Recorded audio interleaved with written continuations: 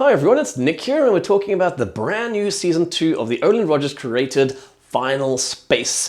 Yeah, this is an absolutely awesome series. I really was blown away by the first season. The first few episodes were a little bit annoying. Sorry, Gary. Oh, hey, Sup. yeah, sup, okay. Sup. Yeah, sup. Sup. All right, sup. Sup. Can we stop this? And I think the writers acknowledge this. Well, I know they do, because in the first episode of Season 2, literally Gary says, apparently Reddit readers found me a bit annoying. So I like that. I like the fact that they took it to heart. He is brilliant in this. He's much less annoying, and it's a good thing. But the show is absolutely brilliant. Season 2 is taking what Season 1 did and really building on it, developing characters, bringing new characters in too, who are just really well-rounded characters, to be honest with you. The development of them is brilliant for most, not for everybody. So who do we have in this? And what happened in Season 1? Well, at the end of Season 1, of course, well, they kind of fucked up, to be honest with you. They didn't really save the day, and that was quite a surprise. We didn't expect that. Season 1 certainly showed us that there was a lot of heart and a lot of tragedy, which I'm not going to go into because I don't want to give you too many spoilers, okay? But Season 1 certainly pulled on the heartstrings, as does Season 2. There are a couple of episodes in this that really got me sort of like choked up, to be honest with you. I'm not coming back. And with brilliant voice acting in this, and actually quite phenomenal graphics or animation. And most of the animation, people don't know this, but the animation is set to the actual background of NASA pictures. So when you're seeing the space images behind, those are actually images from NASA. Didn't know it myself until a couple of days ago. But anyway, the series takes place literally minutes after the ending of Season 1, which is not really me being helpful because Season 1 was kind of done in flashbacks. The episodes would start with Gary floating in space after some tragedy, and we basically work backwards from there all the way up to what actually happened. So he gets picked up in the first episode of Season 2 by a trash sort of ship, I suppose, and dropped on a planet, and that's when everything starts. And he gets picked up by the absolutely brilliant Clarence, who's done by Conan O'Brien. He is, goddamn, he's funny. He's a weird sort of slug kind of creature, and he's got a son and daughter, well, at least an adopted son and daughter.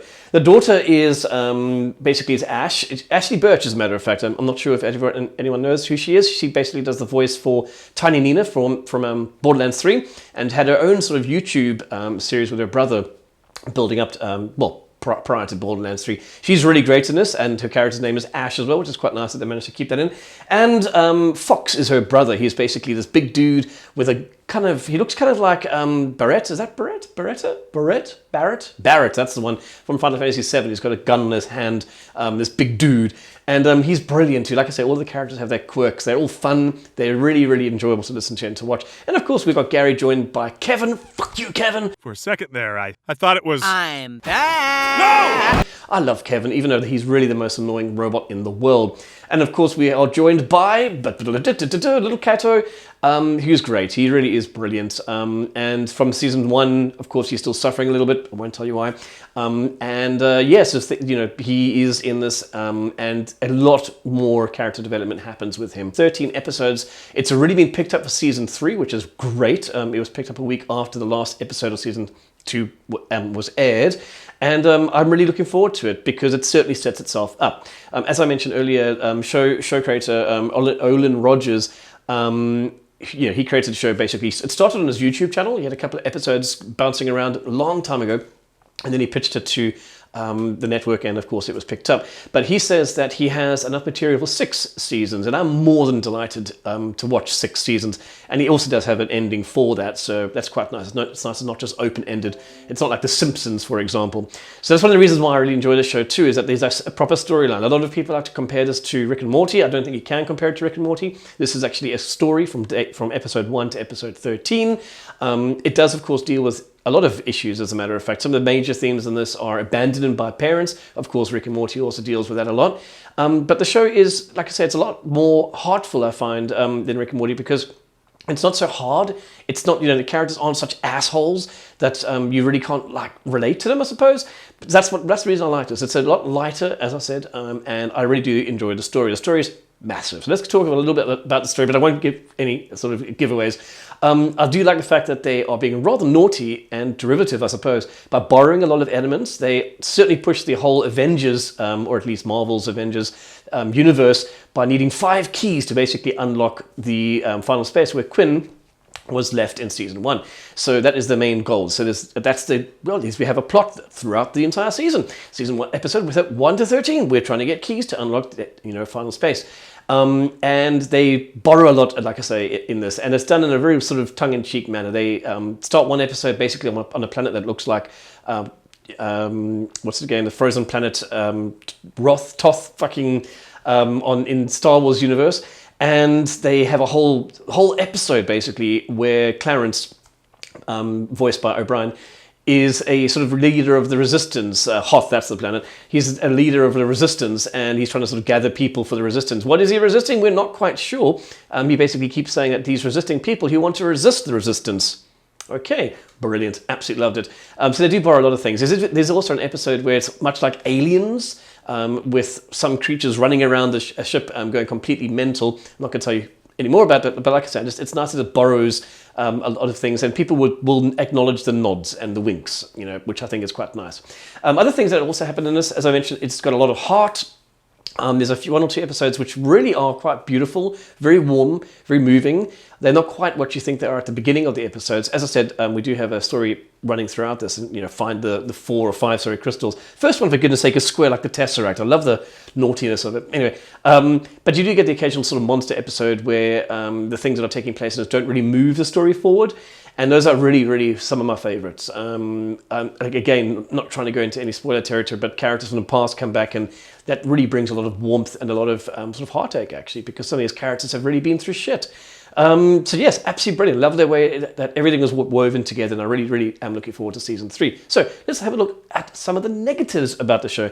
As you can see, I'm basically gushing about the damn thing. I love it, okay? But I'm not going to say that there aren't elements that I think were a little bit suspect. Okay.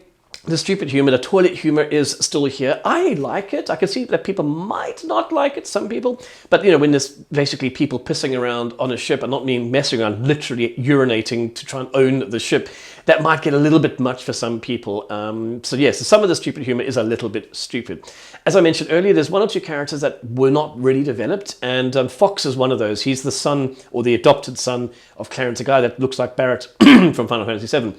I would have loved to see a little bit more about him. You get to see the background of his sister Ash, but not much of him. And he's a really fun character. He's this sort of super soldier, basically, with augmented, equipment in him. And when he's doing his crazy things, he's very, very aggressive in it. But then he starts crying. There's one instance where he's shooting at his ship. He's like, "I'll get you." And then suddenly he starts crying. Goes, oh my God, all the human body parts. So he's crying constantly. He's a very emotional character, and the actor, who is it? Ron Funches. He has a lot of fun with this, I think. And I would have liked to see a little bit backstory with him. Some of the good things that worked in this are also a little bit some of the things that I worry about, especially when they start using time travel, which they do in this in quite a few episodes. But that's something that's been bouncing around since day one. And that is kind of undoing some of the things that happened before, because they happen to be fan favorites. And that takes away a lot to me in any series that does this. It takes away a lot of the oomph that you get initially. So I wasn't quite certain whether they should have done that. I'm happy they did because of certain things that happened, and I can't talk about that. But again, at the same time, for the sort of the more weighted tragedy, I suppose, if you want, it was to me a bit of a cheap maneuver to get people to be happy, I suppose. Fan service, but fan service is good sometimes, sometimes it's a little bit, you shouldn't be doing this, you're taking away from the initial. Anyway, I'm going to give this season an absolute A. There is nothing that I can't sort of talk more about this because, like I say, spoilers, but go and watch it. It's really a lot of fun. And as I said, it's kind of accessible to everybody, though, as I mentioned, there is some humor in this that is definitely adult. I actually wrote one of these down, there it is. There's a certain character in this that is kind of like a slug, I suppose, and likes to sort of slobber everywhere. And she makes a comment when she's basically slobbering or spitting onto a guy's face, saying, "But I thought all guys like it when we spit on your face." And that's definitely referencing something very sexual. The double entendres in this are phenomenal, and it's going to make you go, "Wait, what?" I kept finding myself double tracking back on myself. As to what characters said. And as I said, there's a lot of characters in this. Hugh, for example, is the ship's computer now has a body, so he can get around, and he's brilliant. He kind of reminds me of Marvin from Hitchhiker's Guide to the Galaxy. He's quite a depressed robot, but he's not that far. He's not so depressed. He does have some of the best lines in this, though. I mean, in the first episode, in the first few minutes, he's in a new body and his arm drops off and he just says, what is it? My body is a nightmare. Fuck, he's got some great lines. Anyway, this is definitely an A. Enjoy watching it, guys, and I'll see you soon.